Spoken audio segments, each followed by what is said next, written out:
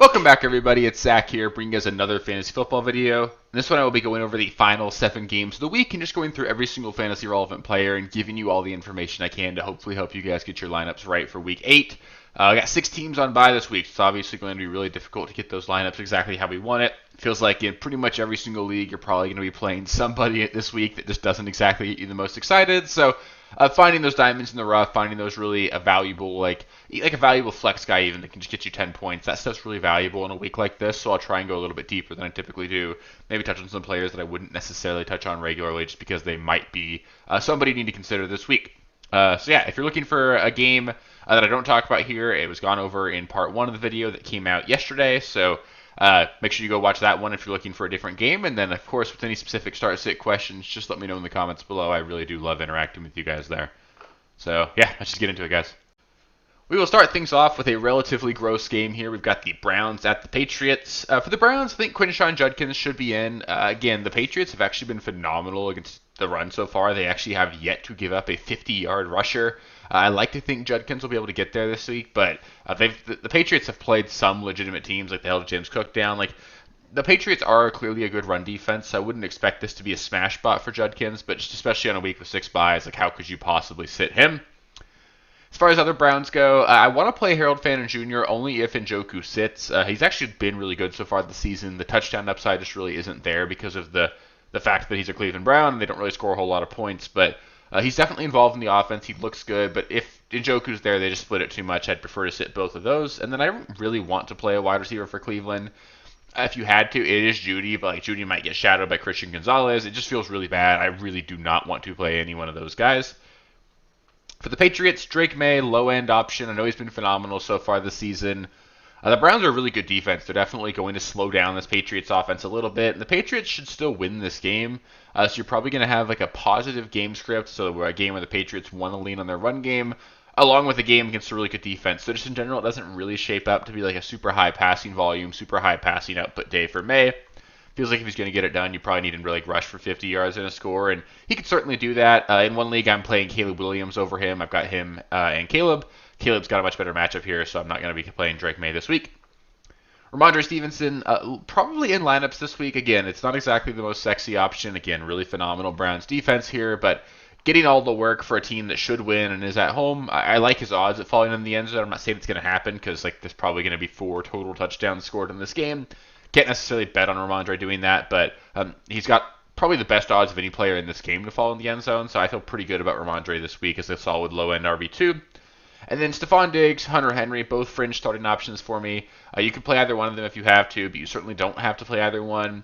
If you're really desperate, you can always look at Kayshon Boutte, but again, in this matchup, I really don't want to go there. And then just don't play Travion Henderson. I'm not in the camp that he should be dropped just yet because I think he's a premier handcuff that also has potential upside beyond just a potential injury ahead of him. So Travion should still be on rosters, but I just don't want to play him right now. Next, we got the Giants at the Eagles. Pretty easy one here. Jackson Dart, probably the biggest question mark here for the Giants. You can stream him in this one. He's obviously been phenomenal so far. He's been the quarterback 3 each of the last 2 weeks, so you like to see that. This is a much tougher matchup against the Eagles than it was even 2 weeks ago when these two teams met because Jalen Carter will be active. Just likely going to really help keep Cam Skattebo held in check a little bit more. I think in general we're going to see the Giants struggle on offense a lot more than they did that week. Regardless of that, though, you're still playing Skattebo. Wan'Dale Robinson, feel good about him. This should be a game the Eagles win pretty handily, and when that happens, you're going to get a lot of targets. I won't be shocked at all if Wan'Dale ends up with like 11 targets, catches 8 passes, ends up like 8 for 60. If you get a score, you'll feel really great about that. If you don't, you'll be okay. So Wan'Dale is probably in here, especially with the 6 teams on bye. And then for the Eagles, you're going to start all of them. Somebody between Saquon, A.J. Brown, Devonta Smith, and Dallas Goedert probably will not have a fantastic game here, but the upside is just so high for all of those guys. I feel like you have to play them for sure. Keep an eye on A.J. Brown. He's missed several practices this week with a hamstring injury. We haven't gotten like a formal designation just yet, but it's just something to keep an eye on. He's probably going to play here, but if he doesn't, obviously it elevates the ceiling for all these other players. You're still going to play all of them there. Next, we got a pretty sneaky, fun game here. We got the Bucks at the Saints. Actually, should be a really fun game. You got the Saints who play really fast, 2 teams that are going to want to throw the ball a lot. I think we could easily see a game with like 140 total plays in this one. Definitely reasons to be optimistic about this game. For the Bucks, Baker, Rachaad White, and Emeka Egbuka are all must starts for me. Going to be one more week without Chris Godwin and without Bucky Irving. That makes me feel pretty good about streaming Otton if you need to as well. Again, I expect there to be a lot of plays in this game. The Bucks themselves should score a lot of points, so I want to play Cade Otton, decent shot at a touchdown, and then Tez Johnson. Now you could do a lot worse than him in your flex. I think he's a quality. Just pick up and play if you have to. Sterling Shepard, I didn't list him here if you have to play him. It's like a full PPR only kind of option, but if you're in like a 14 team, 2 flex league, you could do a lot worse than throwing Shepard in there this week. For the Saints, Alvin Kamara, really solid running back too. Kendra Miller tore the ACL last week, really brutal there. I can't really see a situation where Devin Neal comes in and gets a ton of work, so Kamara probably gets a slight bump there. I feel like he's a solid running back too. You're just going to hope he catches a lot more passes going forward as well. Chris Olave, fantastic play again. This is a team again the Bucks that you cannot run against. So you're going to have the Saints playing fast and not even trying to run the ball. So you're probably going to get 70 plus total offensive plays here. I won't be shocked at all if the Saints throw the ball 50 times. I feel really good about Olave, second in the NFL in targets, believe it or not, just behind Ja'Marr Chase. So I'm definitely going to play him. I actually want to play Rashid Shaheed as well. Has that big playability, and again with all the up tempo, large high passing volume here, I do feel like Shaheed's got a great shot to get home. And then Juwan Johnson, lower end streaming option if you have to go there. It doesn't really excite me. He's banged up. He was in a yellow non-contact jersey just earlier this week. You got Taysom Hill there. That scares me. I just don't really want to play Juwan Johnson if I can avoid it. Next up, we've got the Titans at the Colts. Honestly, on the Titans side of the ball, it is perfectly acceptable to bench every single one of them. Tony Pollard is a better option than Tyjae Spears in my opinion here, but they're both really, really low-end options. I don't want to play either one of them. They're both in play as like super deep league desperation options. I am in a league where I'm going to have to play Tyjae Spears this week. Don't love that, but you could potentially do worse. You're hoping he just catches a lot of passes in garbage time. Other than that, like you've got Alec Iamaner, Chimere DK. Either one of those guys are options, but I just don't expect this to be a great game. One of them probably gets home. Maybe Chig gets home as a really deep league option as well, but I will not have any level of confidence playing any Titans pass catcher. For the Colts, though, Jonathan Taylor, Tyler Warren, must starts every single week. I feel pretty good about Michael Pittman and Daniel Jones, but there's a little bit of risk there. There's certainly a game script here where the Titans get down like 28 at halftime, and the Colts just are playing a lot of Amir Abdullah, and there's just no need for them to pass the ball. And in that case, you're really hoping that those first half points were scored by Michael Pittman. So there's potential risk there, but you're obviously playing him. And then Alec Pierce, Josh Downs, both like lower tier flex options. Alec Pierce gets a bump, obviously, if Josh Downs misses this game. He's still questionable this week. I imagine we're going to get both those guys active, and it just makes me not feel great about either one. But if you're in a pinch, you could definitely do worse. It's just I don't expect this to be a game where the Colts need to throw the ball a lot. So that does make me feel a little bit better about Alec Pierce than Josh Downs, because at least Pierce has a chance to get it done on one play. Josh Downs sort of needs the volume, and PPR is way there. So I'd play Pierce over Downs, but it just doesn't feel great either way. Next up, we got a pretty fun game here between the Cowboys and the Broncos. I think that in general, you're going to be looking to start every single player in this game that's typically fantasy relevant. If I were going to highlight any sort of concern, my only real one would be the possibility that Surtain maybe shadows Pickens. I know it seems weird to say that he would shadow Pickens and not CD, but Pickens is the guy that's sort of playing on the outside. It's sort of more typical, like we saw that earlier this year with Quinyon Mitchell shadowing him and letting CD have a great game. So I'm not worried about CD at all, but Surtain could shadow Pickens, and Surtain's good enough to at least lock Pickens down. You're still going to play Pickens, obviously, but if you want to be concerned about any player on the Cowboys, I think that's where we're looking there.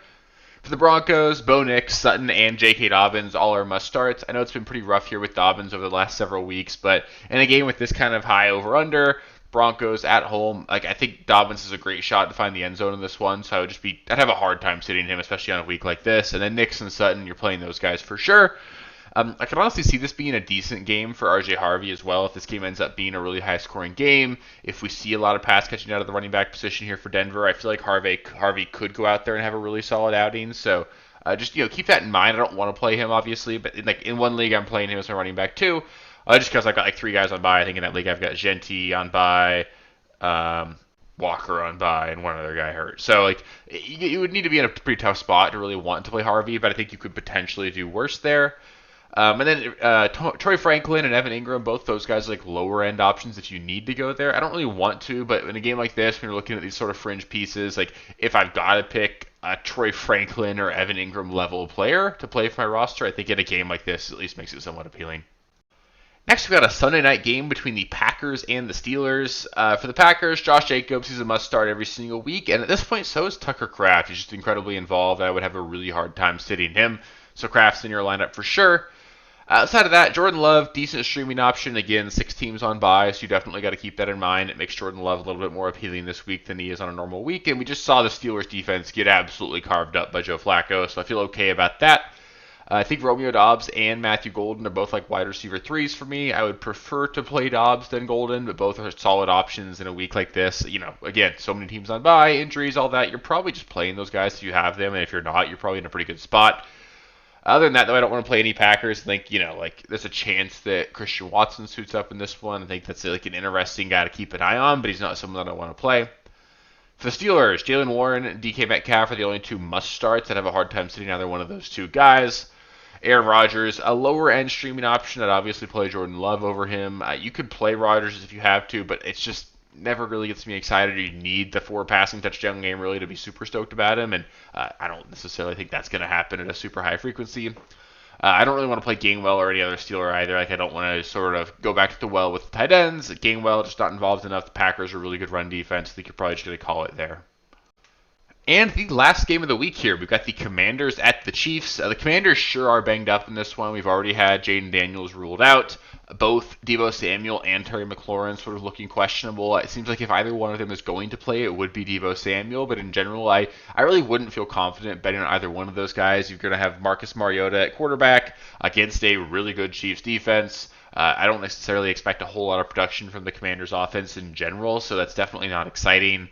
Makes Jacory Krosky-Merritt. He's like a low-end running back 2 option. I understand that a lot of people are just going to have to play him because the volume's going to be there, but it certainly doesn't get me excited. Again, he hasn't really been able to take advantage of good matchups over the last couple of weeks, so now that you've got a bad matchup without your starting quarterback, you're not going to have a whole lot of scoring opportunity. I don't really want to play him, but you're picking between JCM or RJ Harvey. That sort of decision seems relatively easy.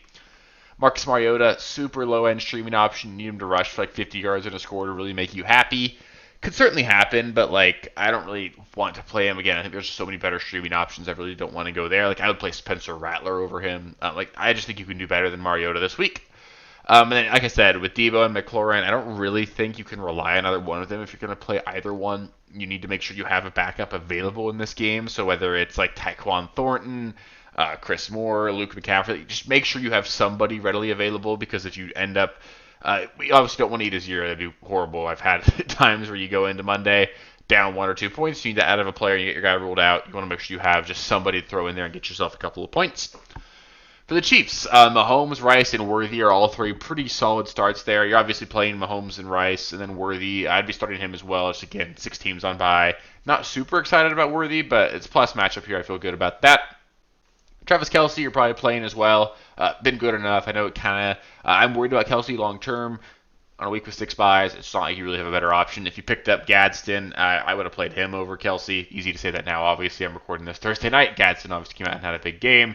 I would play Mark Andrews over Kelce if you picked him up. A Harold Fannin, if Njoku sits, I'd play over him. So I guess it's possible you've got a better option, but I don't necessarily feel like you have to sit Kelce. Then for the running backs, it's really the interesting part here for the Chiefs. Kareem Hunt might miss this game. If he does, it makes Isaiah Pacheco effectively a must-start. The odds of Pacheco scoring a touchdown in that scenario become incredibly high.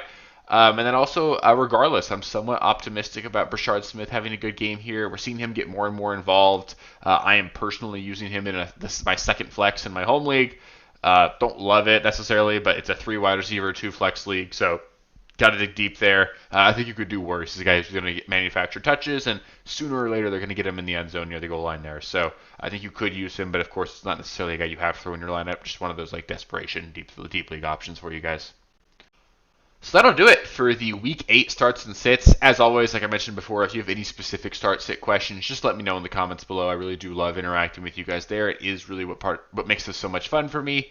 Up next, we'll get into waivers for Week 9, so that'll be the next video that comes out. There are 5 videos every single week. We do waivers, we do 2 trade videos, and then 2 start-sit videos every single week. So make sure you guys don't miss those videos by just making sure you subscribe to the channel. That way you get access to all of the future videos that I put out. If you want to support me at all, just give the video a thumbs up and subscribe. Obviously, those are the 2 best things you can do to help me. And yeah, I appreciate you guys. Let's go get some wins this week. Looking forward to it. We're over halfway through the season now, so I got to make sure we get into high gear, start getting those wins, and get ourselves positioned for the playoffs and a good push there. So good luck this weekend, guys. Peace.